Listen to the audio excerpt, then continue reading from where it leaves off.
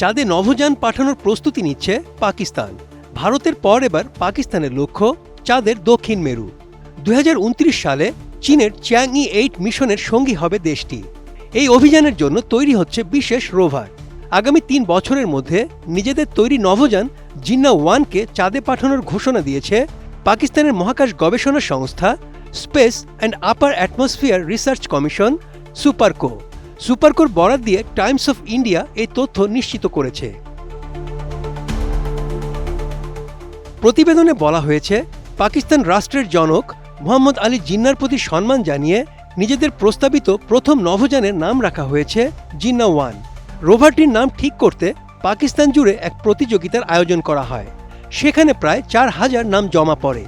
সুপারকোর তথ্য অনুযায়ী 7 জন প্রতিযোগী জিন্না-1 নামটির প্রস্তাব দেন। পরে লটারির মাধ্যমে নামটি চূড়ান্ত করা হয়। বিজয়ী হন বাহারনগরের 17 বছর বয়সী কিশোর তৈয়ব করিম।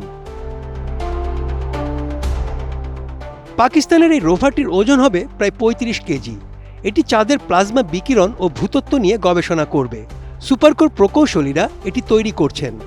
এতে থাকছে বিশেষ সেন্সর ও মাটি পরীক্ষার যন্ত্র। রোভারটি নিয়ন্ত্রণ করবেন পাকিস্তানি বিজ্ঞানীরা। চীনের ল্যান্ডারের সাহায্যে এটি চাঁদের বুকে অবতরণ করবে। মহাকাশ গবেষণায় এটি পাকিস্তানের জন্য বিশাল এক মাইলফলক। 2023 সালে ভারত প্রথম দেশ হিসেবে চাঁদের দক্ষিণ মেরুতে পৌঁছায়। চন্দ্রযান-3 মিশনের সেই সফলতা বিশ্বজুড়ে প্রশংসা পায়। নাসাও 2028 সালে সেখানে মানুষ পাঠানোর লক্ষ্য নির্ধারণ করেছে। এখন পাকিস্তানও সেই একই অঞ্চলে গবেষণার পরিকল্পনা করছে। চাঁদের দক্ষিণ মেরু অঞ্চলটি চন্দ্রপৃষ্ঠের দুর্গম ও চ্যালেঞ্জিং একটি এলাকা। তবে প্রাথমিক গবেষণায় দেখা গেছে এই অঞ্চলে গুরুত্বপূর্ণ খনিজ পদার্থ ও বরফ অবস্থায় পানি প্রাপ্তির ব্যাপক সম্ভাবনা আছে।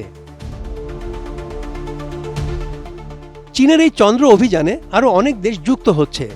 রাশিয়া, ইতালি ও তুরস্কের মতো দেশগুলো এতে সহযোগিতা করবে। চাঁদের মাটিতে 3D প্রিন্টিং প্রযুক্তি ব্যবহারের পরীক্ষাও চালাবে চীন। পাকিস্তানের মহাকাশ গবেষণা সংস্থা মনে করে এই মিশন তাদের সক্ষমতা বাড়াবে। সেই সাথে এই যাত্রা দেশটির বিজ্ঞানের ইতিহাসে এক নতুন যুগের সূচনা করবে।